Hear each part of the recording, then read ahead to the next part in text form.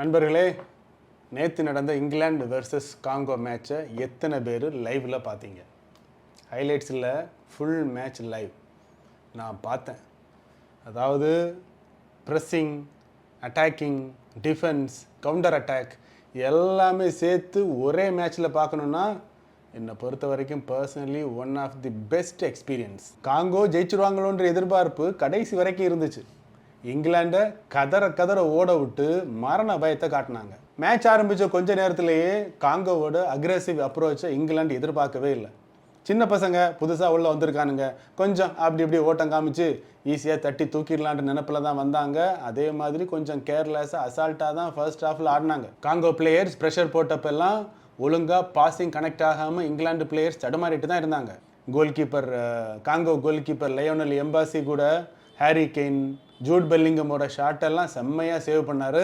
Match தொடங்கின 7வது நிமிஷத்துலேயே காங்கோ ஒரு கோல் அடித்து மொத்த உலகத்தையும் ஷாக் ஆக்கிட்டாங்க. அப்படி கோல் அடித்தாலும் உடனே டிஃபென்ஸ் எல்லாம் இறங்கி ஆடவும் இல்லை. காங்கோ பிளேயர்ஸ் எல்லாம் கவுண்டர் அட்டாக் பண்ணாங்க, திருப்பியும் கோல் ஸ்கோர் பண்ணுறதுக்கு ரொம்பவே ட்ரை பண்ணாங்க. ஃபர்ஸ்ட் ஹாஃப் முடிகிறதுக்கு முன்னே யோவான் விசா அடித்த பால் போஸ்ட்டில் பட்டு வெளியே போயிடுச்சு.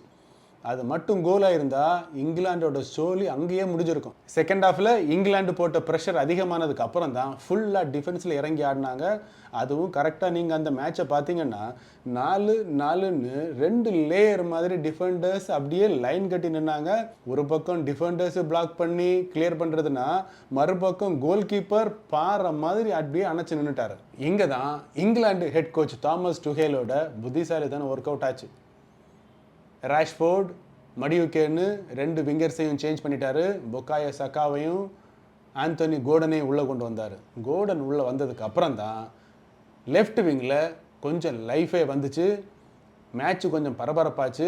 அவர் கொடுத்த 2 அசிஸ்ட்டை தான் ஹாரி கெயின் கோலாக கன்வெர்ட் பண்ணி மேட்சை வின் பண்ணி கொடுத்தாரு.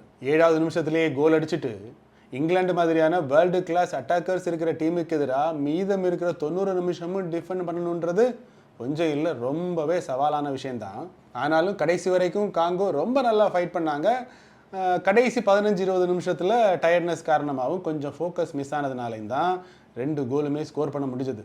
ஆனால் இதே மாதிரி அண்டர் டாக்ஸ்ன்னு சொல்லக்கூடிய ஒரு சில டீம் கோல் அடித்தோ அல்லது கோலை விட்டு கொடுத்தோ அப்புறமா டிஃபெண்ட் பண்ணி மேட்சை வின் பண்ண வரலாற்று சம்பவங்கள் இருக்குது. ரொம்ப ஒன்றும் பின்னாடி போக வேண்டாம். போன வேர்ல்டு கப்லேயே அர்ஜென்டினாவுக்கு எதிரான மேட்ச்சில் சவுதி அரேபியா ஒரு கோல் பின்தங்கியிருந்த பிறகும் கூட 2 கோல் அடித்தது மட்டும் இல்லாமல் மீதம் இருக்கிற டைமில் டிஃபென்ஸ்லேயும் ரொம்ப ஸ்ட்ராங்கானு அர்ஜென்டினாவை கோல் ஸ்கோர் பண்ண விடாமல் தடுத்து மேட்சையே வின் பண்ணாங்க. 2002 வேர்ல்டு கப்பில் ஃப்ரான்ஸுக்கு எதிரான மேட்ச், டிஃபெண்டிங் சாம்பியனாக உள்ளே வந்த ஃப்ரான்ஸுக்கு எதிராக செனகல் ஒரு கோல் அடித்து ஃபர்ஸ்ட் ஹாஃப்லேயே லீட் எடுத்திருந்தாங்க.